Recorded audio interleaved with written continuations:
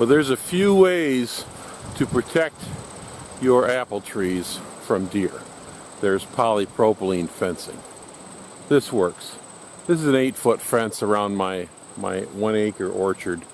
But of course, if you want the deer to go around the trees, but you don't want them eating all the trees, then you're going to have to put a cage around the fence. But this is one method to protect your orchard from deer. If you have deer in the area, they will destroy your trees unless you protect them. So when you first start planting your trees, and you put a lot of money into the cost of them, you really want to protect them. Put the money up front, protect them. And I'll show you how I've learned to do it.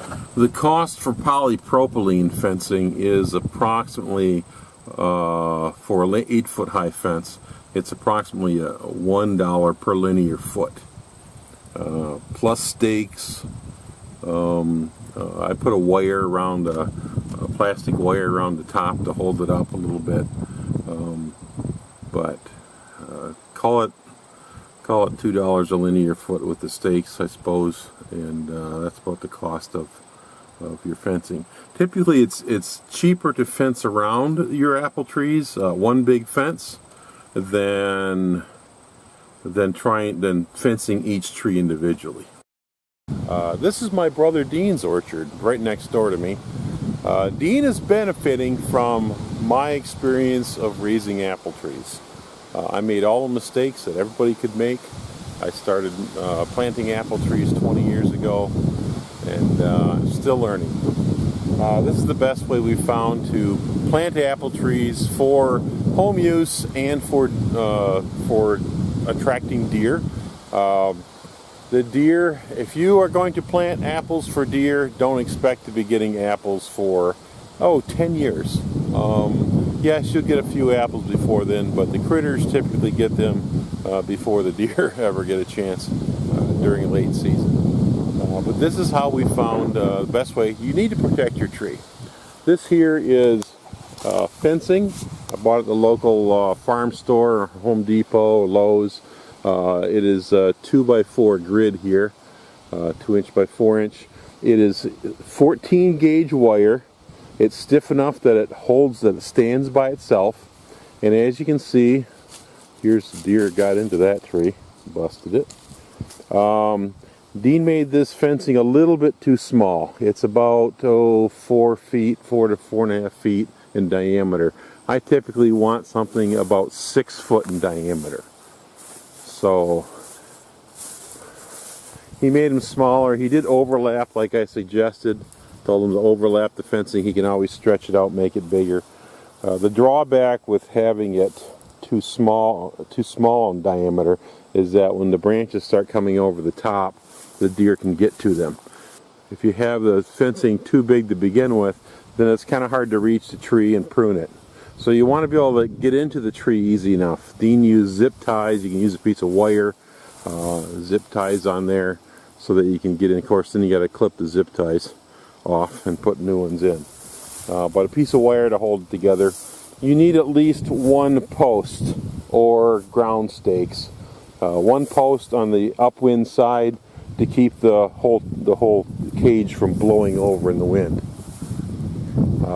Notice his trees are pretty much untouched by deer because they can't get over this 5-foot fence. So these trees are in their second leaf. He bought them. They were fairly large. Bought them in baskets, and they're in their second leaf this year. He's got one down here. I think it might be, I don't know if that's a yellow delicious, but he did have, I think, 5 of about 20 trees that had apples in their second leaf. Second leaf means second year that they were transplanted out. So this looks like a Macintosh. Okay, this tag says Macintosh. That is not a Macintosh. Macintosh are red. This one's yellow, and it's got bees in there. Look at that. Get out of there, guys. I'm going to take a bite of you. There you go. There's still a couple ladybugs in there. This side should be okay.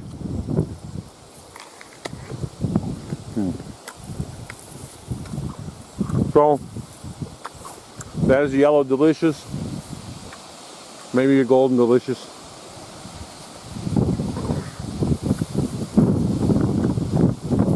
Now, the fence protects from deer. It does not protect from mice. So for mice or rabbits, you need to have either, I suggest that right there. That's a 1/4 inch called steel mesh or wire mesh. And you can just roll it around the tree. That works better than the vinyl wraps. The vinyl wraps are a little tighter, plastic wraps that spiral around. The problem with the vinyl wraps is you have to take them off in the summer. If you don't take them off in the summer, you'll get insects, ants,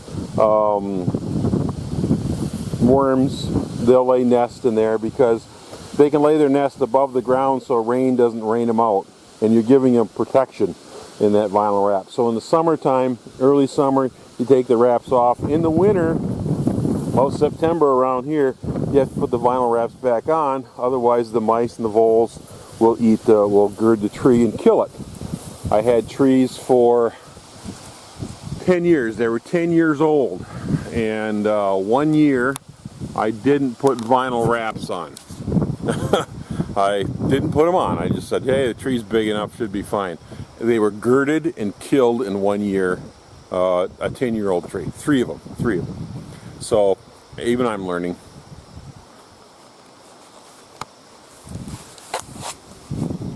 So that's how you do it. I mean, I would do a 6-foot diameter. You can overlap the wire a little bit and make it skinnier when the tree is first, small when it's first little. But you have to be able to get into the tree. You need to be able to weed around it. You want to keep the weeds down. Dean hasn't done that this year. He's been busy with other things. But you keep the weeds down and controlled, because those weeds are fighting for moisture and fertilizer just like the tree, and they're usually better at the tree. The tree's young here, so it's struggling to establish itself. So you want to keep that mowed or mulch. If you can afford the mulch, put mulch in there. Otherwise, you can hit it with Roundup. Don't hit the leaves of the tree with Roundup. Now these trees are going to be for home use, for canning, for cider, but also for the deer, just for an attractant for deer. As the tree grows, it gets above the fence, you're going to take those lower limbs, and this is called crown lifting. The crown is the top of a tree, so lifting it means that you cut off the lower branches. Lower branches do not grow taller with the tree. Okay, sometimes common misconception. Wherever that branch comes out 2 foot above ground, it's going to be 2 foot above ground for the rest of its life. So as the tree gets taller up above the fence here, you keep removing those bottom limbs. In the fall, when you're pruning it, you take those bottom limbs off. Don't take them off in the summer when it needs them to grow. Okay, but after it goes into dormancy in the fall or winter, you prune those bottom ones off, and then the top branches will be the next ones. This swirl here is about 3.5 foot high. Okay, and you might label. I would make the. Boy, excuse me for the wind. Let me turn this way.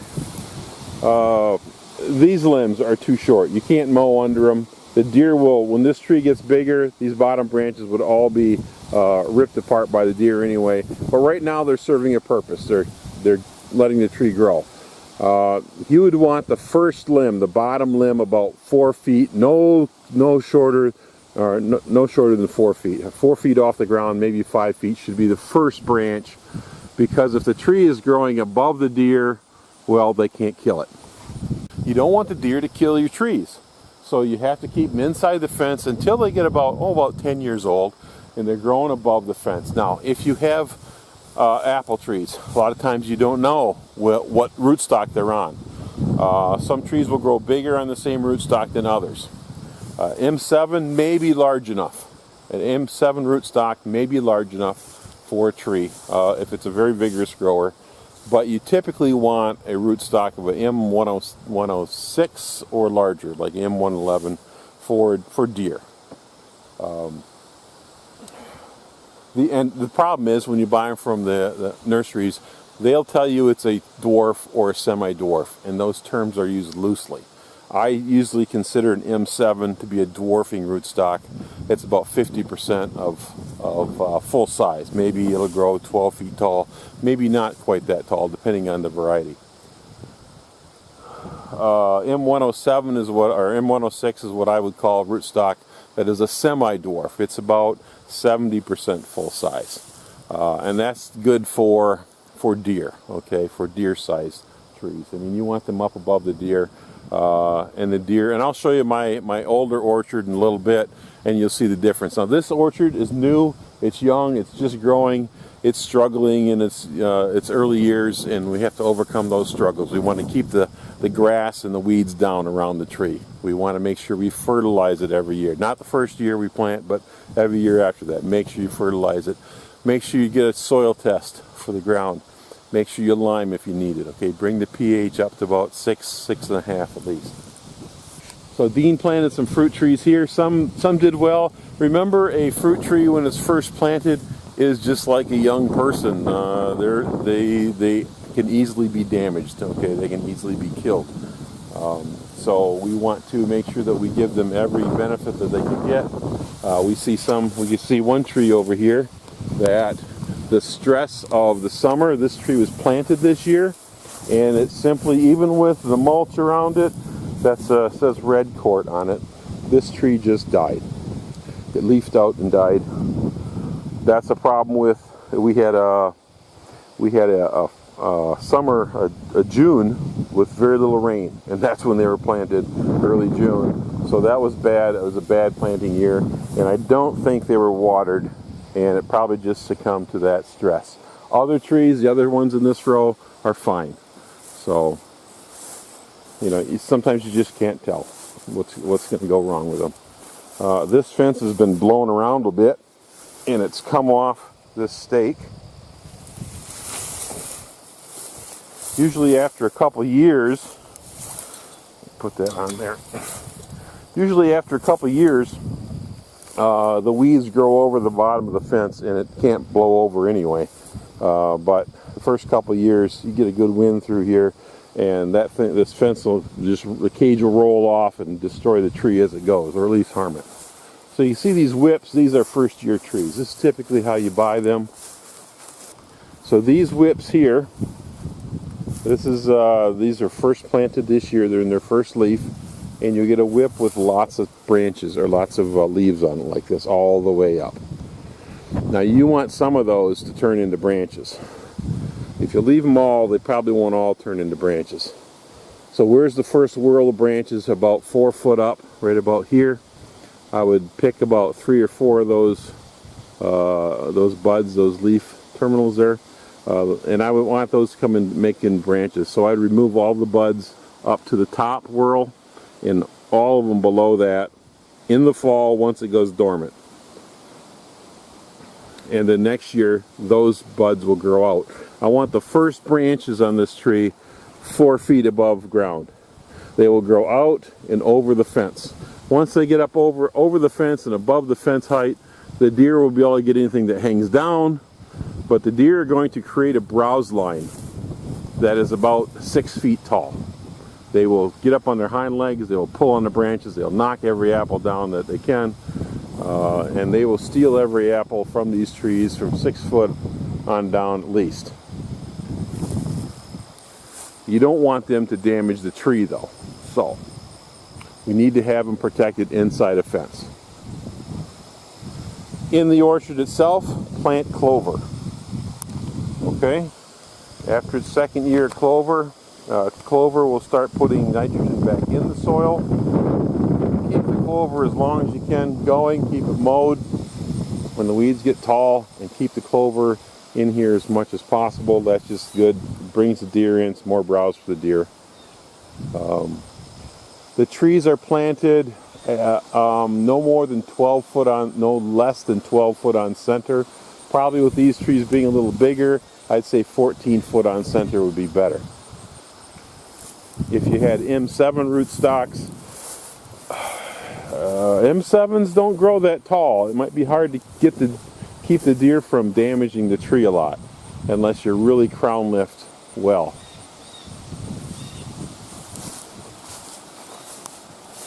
Might look like a kind of funny tree if you crown lift an M7, because you might get basically one whorl of branches up here, and the tree doesn't grow hardly any taller, and it might look like an umbrella more than the tree.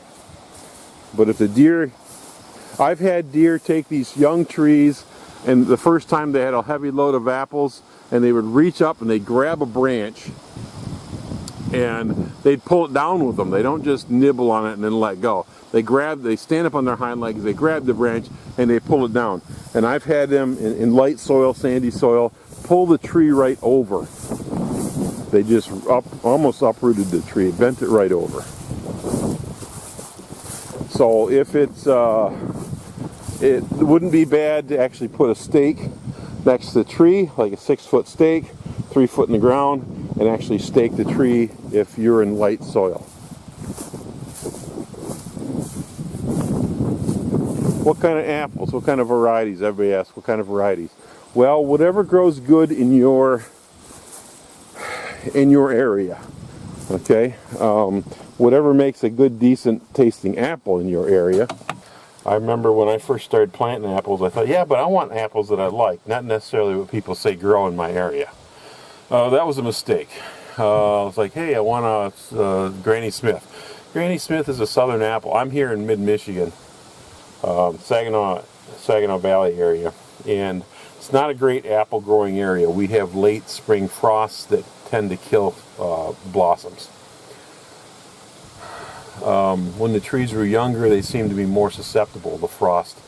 We had some early frosts that were late frosts in the spring that would destroy my crop every other year. The last few years we've had apples every year, but anyway, what kind of varieties? I pick, when I can find them, long-hanging varieties. Apples that hang well on the tree, that don't fall off easily. And that doesn't mean all of mine don't fall off. I have Dayton, they fall off by themselves. I have McCowan, they fall off. Richelieu would probably fall off, although the deer eat them way before I can get them anyway. But long-hanging apples hold well to the tree. Red Rome, Golden Delicious, and varieties of that sort, like Yellow Delicious. Honeycrisp is a long-hanging apple. Russeted apples like Golden. I have a Golden Russet, really good one. So I use long-hanging apples. That means that they don't, at the first sight of ripeness, they don't hit the ground. They don't easily, wind doesn't easily knock them off the tree either. I like the apples to fall by themselves. I can always shake a tree if I want more on the ground, but I want them to fall. They'll fall early with bug damage. They'll fall early, just them knocking each other against each other in the wind. Everything, the critters will get up in the tree, possums and coons, and they'll knock apples on the ground, and then the deer come in. As long as the apple's in the tree, though, the deer are always coming through checking for apples that have fallen. Some apples, when they get ripe, they all fall on the ground and they're gone within a week or so, as soon as the deer can get to them. Not what I want for hunting. For us, hunting season starts October 1st for bow hunting. And I like apples that are hitting the ground then and all the way up through November and December. I like even some apples hanging in December. Fuji's hang on a long time. Sun Fuji's, which I have. I know they'll hang through into November. Gold Rush hangs a long time. Although Gold Rush doesn't really ripen around here well. It's more southern apple, at least southern Michigan. So lots of different varieties. You look in the magazines, the varieties from the nurseries, they tell you what they taste like, okay? They don't tell you everything else about the apple. Liberty does not hang long. It hangs okay. But Liberty's a great apple. Disease-resistant, probably one of the best. It is one of the best disease-resistant apples. Tastes good. You have to let it get fully ripe. Ours gets ripe about the 3rd or 4th week of September. And we'll be tasting them up until then. And you'll say, oh, it's just not juicy enough. It's not, it's too chewy. Okay, when it gets ripe, you know a ripe apple when you taste it. Okay, you don't have to tell you, well, this is how you know a ripe apple. You cut into it, there's a seed. If the seed's black, it's ripe. Let your taste be your test. If you bite into an apple and you can't wait to take the next taste, the next bite, that apple's ripe. Your mouth tells you that's good apple. If you bite into an apple and you're looking for a place to chuck it, it's not ripe, which is most store-bought apples. Phone call coming in. I better take that. We'll continue this in a little while.